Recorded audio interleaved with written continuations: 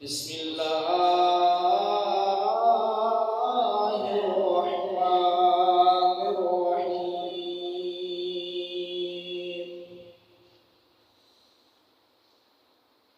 لا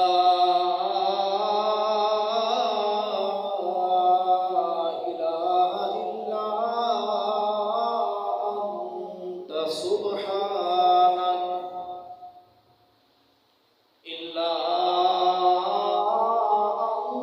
سبحانك إني كنت من الظالمين. قال النبي صلى الله عليه وسلم أفضل الذكر لا إله إلا الله كما قال عليه السلام. اللهم صل على محمد وعلى آل محمد كما صليت على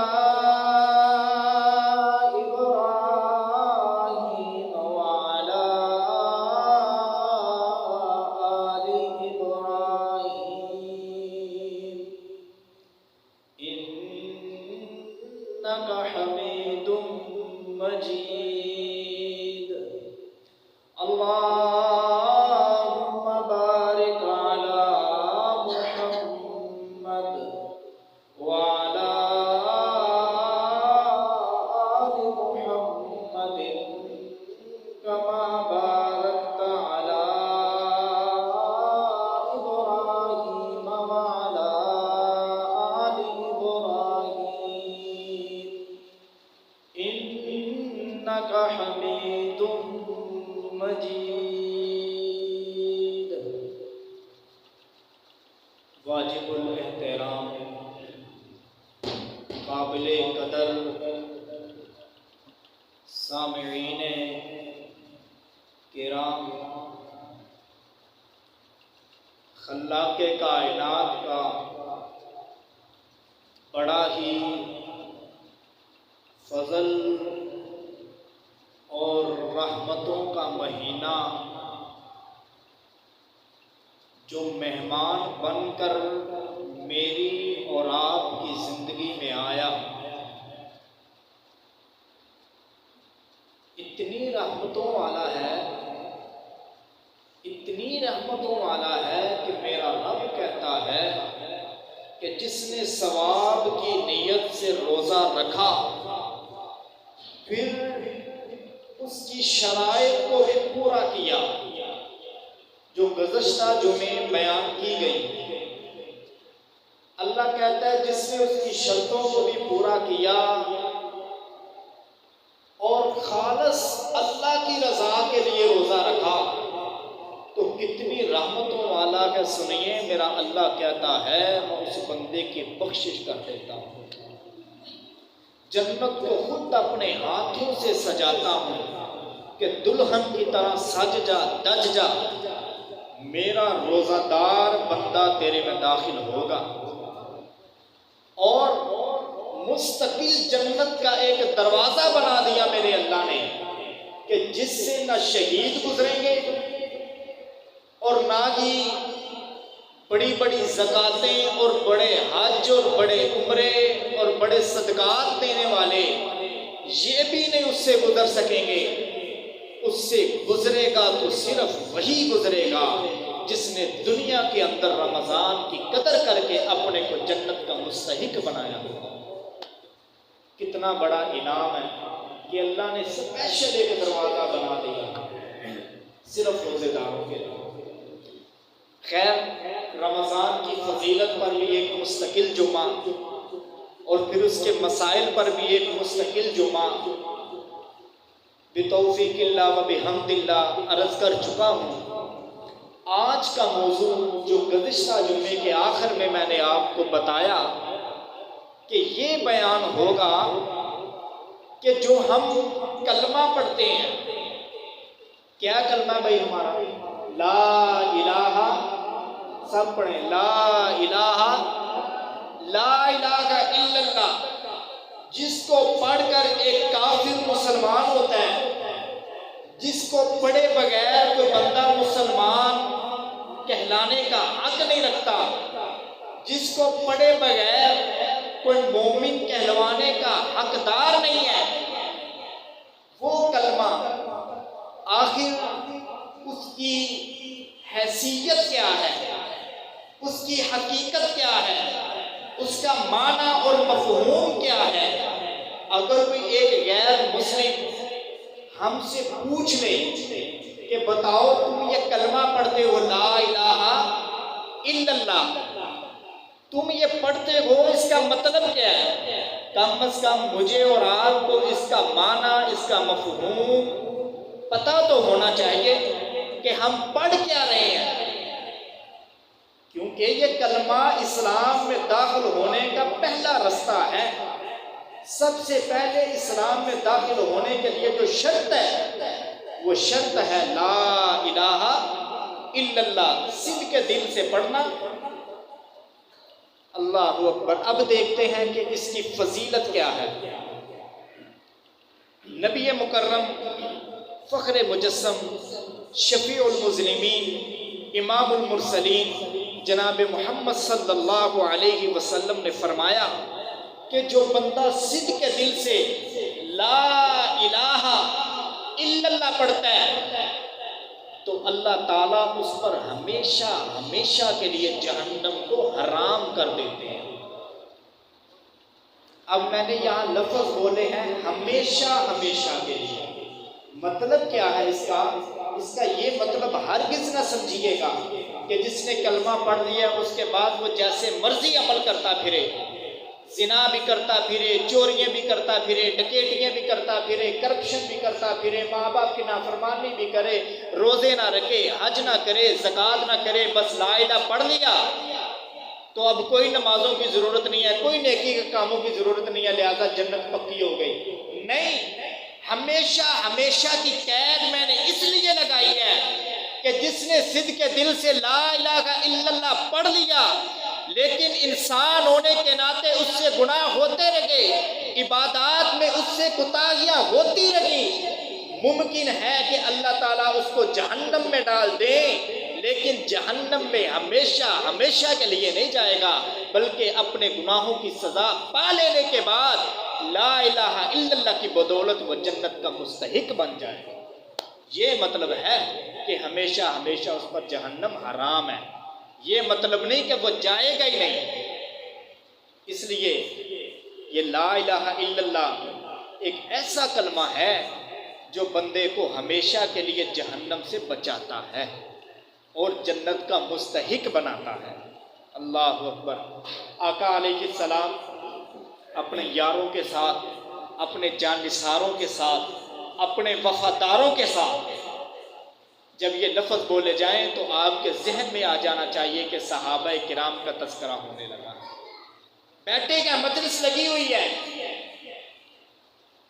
اللہ کے نبی نے کہا اے میرے یاروں، اے میرے وفاداروں، اے میرے جانثاروں، اپنے ایمان کو تازہ کیا کرو۔ صحابہ نے عرض کیا اے اللہ کے نبی، ایمان کو کیسے تازہ کرنا ہے؟ ایمان کو تازہ کرنے کا کیا مطلب ہے؟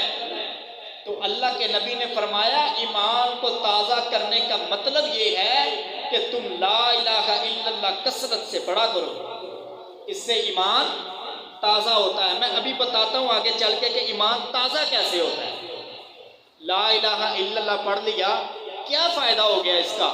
صرف پڑھ لینے سے نہیں فائدہ ہوگا اس کا، صرف پڑھ لینے سے ایمان تازہ نہیں ہوگا، بلکہ جب اس کا مفہوم اور اس کا معنی اور اس کا مطلب اور اس کا مقصد ہمارے ذہنوں میں ہوگا کہ الہ ہے کیا چیز، الہ کہتے کسے ہیں، کلمہ ہے کیا، پھر ایمان تازہ ہوگا۔ انشاءاللہ تھوڑی سی فضیلت اس کی سن لینا لا الہ الا اللہ کی، پھر آگے چل کے اس کا مطلب بھی میں بتاتا ہوں۔ نبی علیہ السلام کی ایک اور حدیث سنیں۔ آپ علیہ السلام نے فرمایا کہ جس نے صدق کے دل سے لا الہ الا اللہ پڑھا پھر وہ ایمان کی حالت میں دنیا سے چلا گیا، یعنی لا الہ الا اللہ پڑھ کر ایمان میں داخل ہوا، پھر اسی حالت میں دنیا سے گیا، تو کل قیامت کے دن وہ شفاعت کا مستحق ہوگا۔ اللہ اکبر، اس دن تو سب کو شفاعت کی ضرورت ہوگی، جتنے بھی بڑے بڑے ہیں، کتنی ہی نیکیوں والے کیوں نہیں ہیں، وہ بھی تھر تھر کانپ رہے ہوں گے میرے اللہ کے آگے۔ آپ نے وہ واقعہ سنا نہیں کہ ساری انسانیت انتظار میں ہوگی کہ حساب کتاب شروع ہو، ساری انسانیت آدم علیہ السلام کے در پہ جائے گی، آدم کہیں کہ میرے میں ہمت نہیں ہے کہ میں اللہ کے آگے جا کے سفارش کروں کہ اللہ انسانوں کا حساب شروع کر۔ کیوں ہمت نہیں کہ کہیں میرا اللہ یہ نہ پوچھ لے آدم میں نے تجھے منع کیا تھا وہ گندم نہیں کھانی، اس درخت کے ولا تقربا ہذہ الشجرہ، اس درخت کے قریب نہیں جانا، تو آدم تو چلا گیا تھا، اگر میرے اللہ نے پوچھ لیا تو میں کیا جواب دوں گا۔ اس دن نبی بھی اللہ کے آگے ڈر رہے ہوں گے۔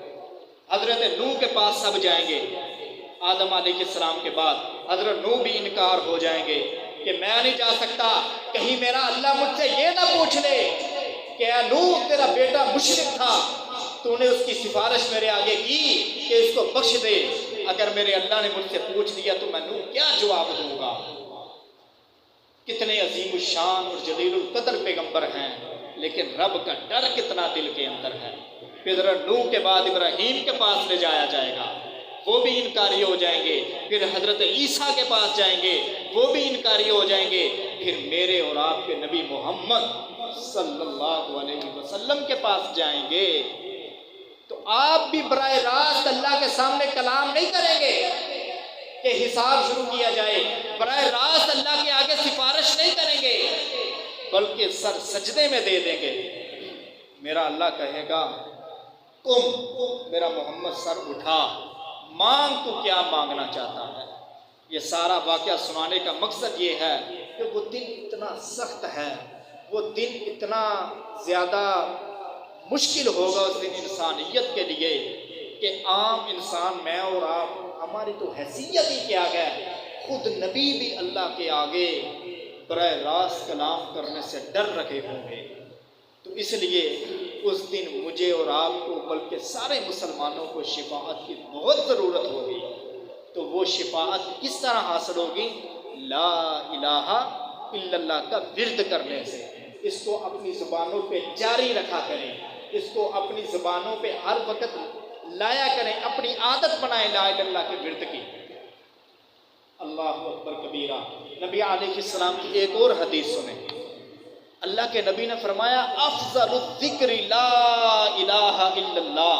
جتنے بھی ذکر ہیں قرآن پاک میں بے شمار دعائیں اللہ تعالیٰ نے بتائی ہیں، بے شمار دعاؤں کا اللہ تعالیٰ نے تذکرہ کیا ہے، حدیث میں بے شمار سینکڑوں ہزاروں کے اعتبار سے محدثین نے ذکر و اذکار نقل کیے ہیں، لیکن ان سارے ذکروں کا جو سردار ذکر ہے، جس کی فضیلت سب سے زیادہ ہے، وہ ہے لا الہ الا اللہ۔ یہ تھی لا الہ الا اللہ کی فضیلت۔ اب ایک اور حدیث سنا کے میں لا الہ الا اللہ کے معنی کی طرف آؤں۔ حضرت موسیٰ علیہ السلام بڑے جلیل القدر اللہ تعالیٰ کے نبی ہیں، بڑی سٹرگل کی انہوں نے اپنی زندگی کے اندر، فرعون کا مقابلہ، حامان کا مقابلہ، بڑی بڑی مشکلات سے گزرے، اپنے علاقے سے نکلے۔ خیر یہ ایک مستقل موضوع ہے، جب کبھی موقع ملا تو اس عنوان پر بھی گفتگو ہوگی۔ وہ اللہ سے ہم کلام ہوئے کہ اے اللہ مجھے کوئی ذکر بتا نا، میں وہ ذکر کر کے تجھے یاد کیا کروں۔ تو اللہ نے کہا میرا موسیٰ نبی لا الہ الا اللہ کا ورد کیا کر۔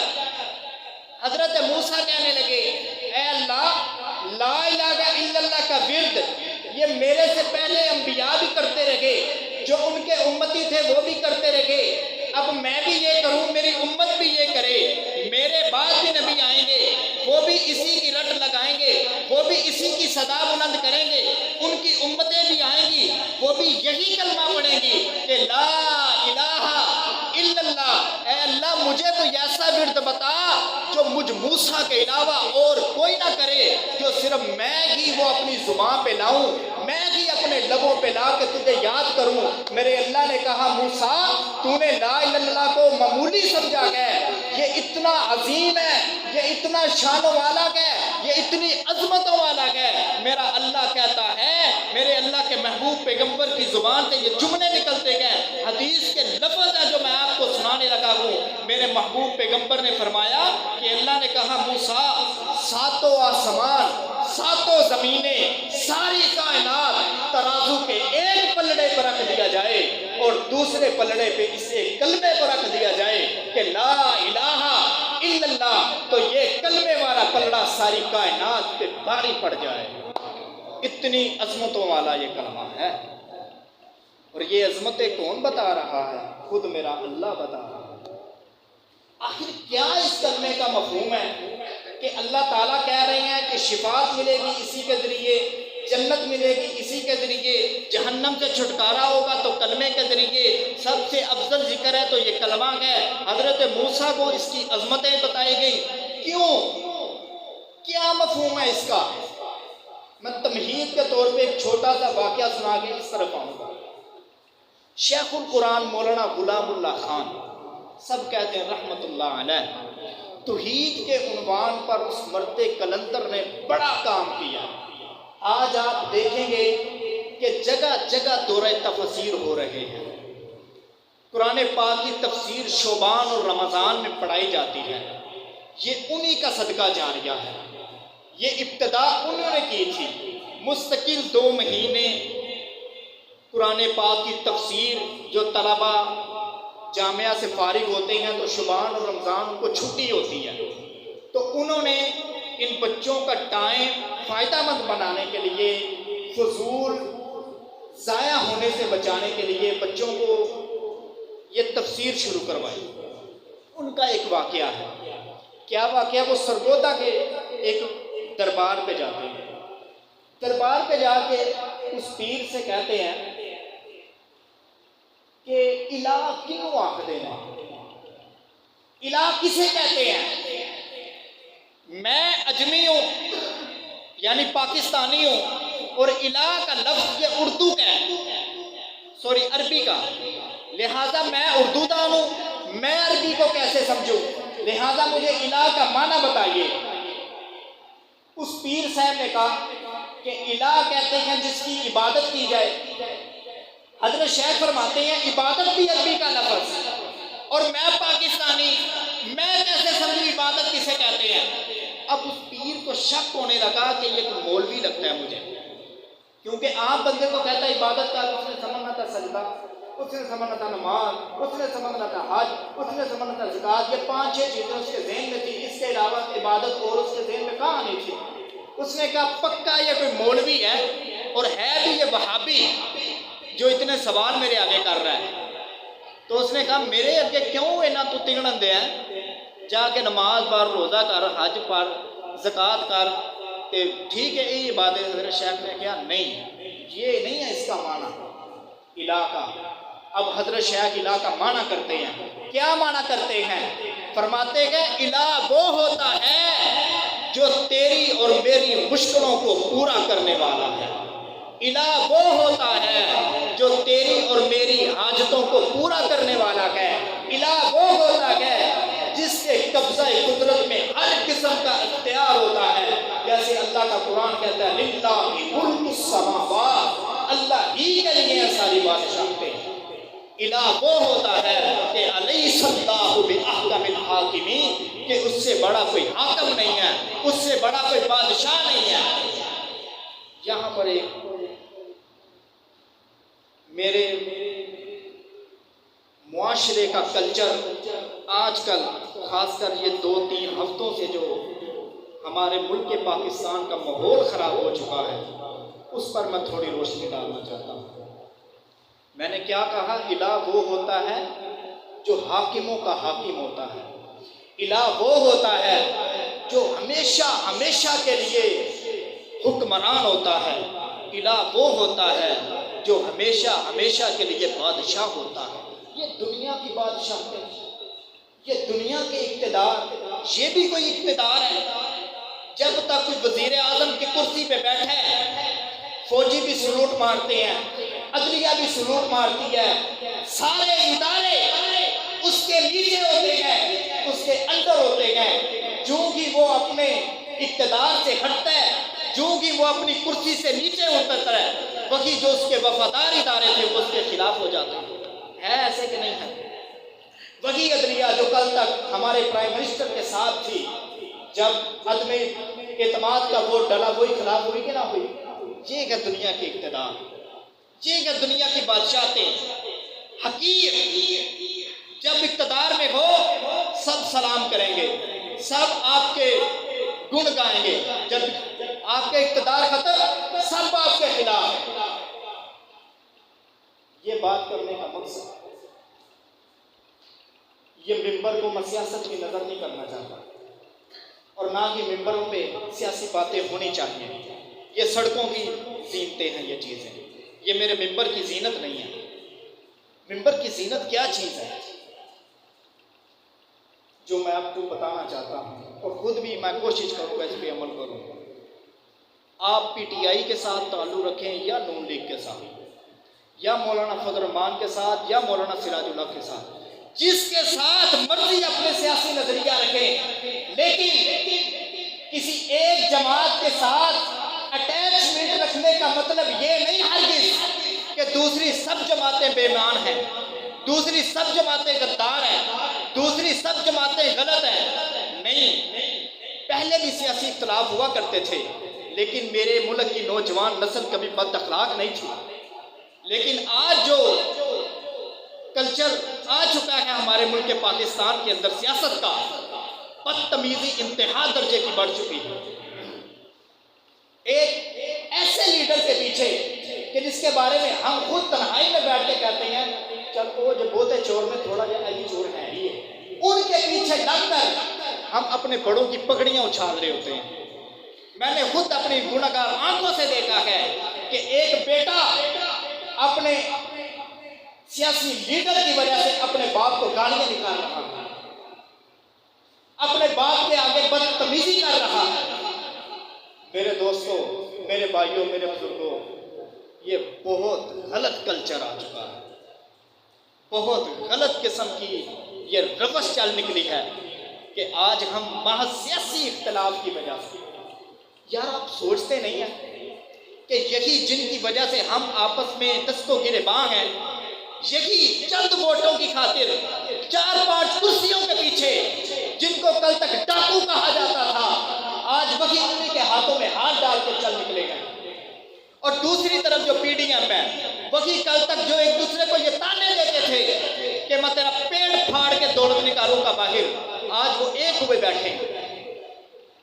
لیکن ہم اتنے بدبخت ہیں، ہم اتنے نچلی سوچ رکھنے والے ہیں، ہم انہی کے پیچھے ایک دوسرے سے رشتہ داریاں خراب کر رہے ہیں، انہی کے پیچھے لگ کر ہم ایک دوسرے سے دست و گریباں ہیں۔ تائی کا بیٹا چچے کے بیٹے کے ساتھ بیٹھنے کے لیے تیار نہیں ہے، پھوپھی کا بیٹا اپنے چاچو کے ساتھ بیٹھنے کے لیے تیار نہیں ہے، باپ اور بیٹا آپس میں ملاقاتیں نہیں کر رہے۔ کیا آج میرا ہاتھوں اتر گیا ہے، آج ہماری حکومت چلی گئی ہے، وہ پاور میں آ گئے ہیں، لہذا اس سے میں ملوں گا تو وہ مجھے تانے مارے گا۔ اللہ، یہ کتنا ہمارا چھوٹا ذہنی بن چکا۔ اس لیے یہ غلاظت کے ڈھیر ہیں، یہ اپنے مفادات کی سیاست کرتے ہیں، اپنے مفادات کو مقدم رکھتے ہیں۔ آج یہ جو ایک دوسرے کو برا کہہ رہے ہیں، ہو سکتا ہے کل یہ ایک ہو جائے، لیکن ہم ان کے پیچھے لگ کے جو رشتہ داریاں خراب کر رہے ہیں، جو اپنے ہمسایوں کے ساتھ تعلق خراب کر رہے ہیں، جو اپنے کاروباریوں کے ساتھ اپنی بے وفائیاں کر رہے ہیں، کل وہ ایک ہو جائیں گے، ہمیں کون ایک کرے گا؟ اس لیے یہ دنیا کے اقتدار 10 دن 20 دن 1 سال 2 سال 3 سال 4 سال 5 سال ختم، ہمیشہ ہمیشہ کے لیے اقتدار کس کا ہے؟ بولو نا سب، ہمیشہ ہمیشہ کے لیے حاکم کون ہے؟ ہمیشہ ہمیشہ کے لیے بادشاہ کون ہے؟ ساری کائنات میں اگر کسی کی حکمرانی ہے تو وہ میرے اللہ کی ہے۔ یہ ہوتا ہے حقیقی الہ، میرا موضوع چل رہا تھا الہ کون ہے؟ الہ اسے کہتے ہیں جو بیٹے اور بیٹیاں دینے پہ قادر ہوتا ہے۔ حضرت شعیب علیہ السلام کو اللہ نے بیٹیاں کی عطا کی تھی، بیٹا کوئی نہیں تھا۔ اب ہر باپ کی خواہش ہوتی ہے کہ اللہ مجھے بیٹا بھی عطا کرے۔ حضرت یعقوب علیہ السلام کے بیٹے ہی بیٹے تھے، بیٹی کوئی نہیں تھی۔ خود ہمارے نبی حضرت محمد عربی صلی اللہ علیہ وسلم کو اللہ نے بیٹیوں سے نوازا، بیٹوں سے بھی نوازا، لیکن حد بلوغت تک پہنچنے سے پہلے اللہ نے اپنے پاس بلا لیا۔ یہ ساری چیزوں کا اختیار کس کے پاس ہے؟ اللہ کے پاس ہے۔ کسی پیر، کسی نبی، کسی ولی، کسی فقیر کے پاس کوئی اختیار نہیں ہے۔ سب کے سب اختیار کس کے پاس ہے؟ اللہ کے پاس ہے۔ میری اور آپ کی پکارے سننے والا کون ہے؟ اللہ۔ میری اور آپ کی غائبانہ پکارے سننے والا کون ہے؟ اللہ۔ لیکن آج ہم اتنے گئے گزرے ہیں، ہم اتنے بدبخت بن چکے ہیں کہ ہمارے سامنے رب کا قرآن ہے۔ اللہ کہتا ہے مجھے پکارو، میرے علاوہ کسی کو وسیلہ بنا کے نہ مجھے پکارو۔ یہ میرے اللہ کی توہین ہے کہ کسی پیر کا وسیلہ دے کے اللہ کو پکارنا کہ میں تو گناہ گار ہوں، میری اللہ سنتا نہیں کہ فلانے دی اللہ موڑتا نہیں۔ اس پر میں ایک شیطان کا مکالمہ سنا کے اللہ تعالیٰ سے آگے چلتا ہوں۔ آج ہمارے ذہنوں میں یہ بات آ گئی کہ ہم بڑے گناہ گار ہیں، لہذا جب تک کسی پیر کا وسیلہ نہیں دیں گے ہماری بخشش نہیں ہوگی، ہماری دعائیں قبول نہیں ہوگی۔ شیطان نے اللہ تعالیٰ نے کہا فَسَجَدَ الْمَلَائِكَةُ كُلُّهُمْ أَجْمَعُونَ، اے فرشتوں سارے کے سارے سجدے میں چلے جاؤ۔ سب نے سجدہ کیا الا ابلیس۔ اللہ نے کہا مَا مَنَعَكَ أَلَّا تَسْجُدَ إِذْ أَمَرْتُكَ، میں نے تجھے حکم بھی دیا پھر تو نے سجدہ کیوں نہیں کیا؟ بڑی اکڑ کے ساتھ، بڑے گھمنڈ کے ساتھ اللہ سے ٹکر لے رہا ہے، کہتا ہے آنا خیر من، میں جنہوں سجدہ کرنا نا ادنا چنگا ہوا، اس سے افضل ہوں، خلقتنی من نار، میں آگ سے پیدا ہوا ہوں، وخلقتہ من طین، یہ مٹی کا پتلا ہے، اور آگ کے پتلے کو یہ زیب نہیں دیتا کہ مٹی کے پتلے کے آگے جھک جائے۔ میرے اللہ کو یہ بات اتنی ناپسند ہوئی، میرے اللہ نے کہا فَخْرُجْ مِنْهَا فَإِنَّكَ رَجِيمٌ، نکل جا میرے دربار سے۔ اب دیکھیے اس کا غرور دیکھنا، اس کا تکبر دیکھنا کس درجے تک پہنچ گیا۔ یہ نہیں کہ اللہ مجھے دربار سے نکالنا، میں اللہ کے آگے جھک جاؤں، اب بھی جھک جاؤں، ایک دفعہ نافرمانی کر لی اب بھی جھک جاؤں۔ کہتا ہے ٹھیک ہے مجھے اپنے دربار سے تو نکال رہا ہے، لیکن مجھے مہلت دے کہ قیامت تک مجھے موت نہ آئے۔ اللہ نے کہا اِنَّكَ مِنَ الْمُنظَرِينَ، جا تیری میں نے یہ پکار سن لیا ہے، تیری یہ میں نے دعا قبول کر لی ہے، آگے نہیں چلتا، یہاں تک کی بات سمجھانا مقصود تھی۔ اس نے کہا مجھے مہلت دیجیے، اللہ نے کہا مہلت دے دی، شیطان نے دعا کی، اللہ نے قبول کر لی۔ اب آپ مجھے بتائیں کیا میں اور آپ شیطان سے بھی زیادہ بدتر ہیں؟ کیا میں اور آپ شیطان سے بھی زیادہ گئے گزرے ہیں؟ شیطان کی اللہ تعالیٰ براہ راست دعا سن رہا ہے تو میری اور آپ کی اللہ تعالیٰ کیسے نہیں سنے گا؟ یہ صرف اپنے پیٹ کے چکر ہیں، یہ صرف اپنی روزی روٹی کمانے کے لیے جی فلانے پیر کا واسطہ ضروری ہے، جب تک وہ واسطہ نہیں ہوگا تو دعائیں قبول نہیں ہوں گی، چندے قبول نہیں ہوں گے، نذرانے قبول نہیں ہوں گے۔ نہیں، اللہ کہتا ہے براہ راست مجھے پکار، میں تیری پکارے سننے والا ہوں۔ یہاں پر ایک مثال پیش کرتے ہیں، کہتے ہیں جی پیروں کا واسطہ اس لیے ضروری ہے کہ جس طرح چھت پہ چڑھنا ہو تو سیڑھی کی ضرورت ہے، سیڑھی کے بغیر چھت پہ جایا نہیں جا سکتا، اسی طرح اللہ تک پہنچنے کے لیے پیروں کے بغیر نہیں جایا جا سکتا۔ میری بڑی عاجزانہ ریکویسٹ ہے ان دوستوں کے آگے جو اس طرح کا نظریہ رکھتے ہیں کہ پیروں کے بغیر اللہ تک نہیں پہنچ سکتے، میری درخواست ہے ان سے ذرا سوچئے تنہائی میں بیٹھ کر کہ چھت تک جانے کی سیڑھی کی ضرورت اس وقت پڑتی ہے جب چھت مجھ سے دور ہے 20 فٹ 10 فٹ 5 فٹ، تب مجھے ضرورت پڑے گی سیڑھی کی۔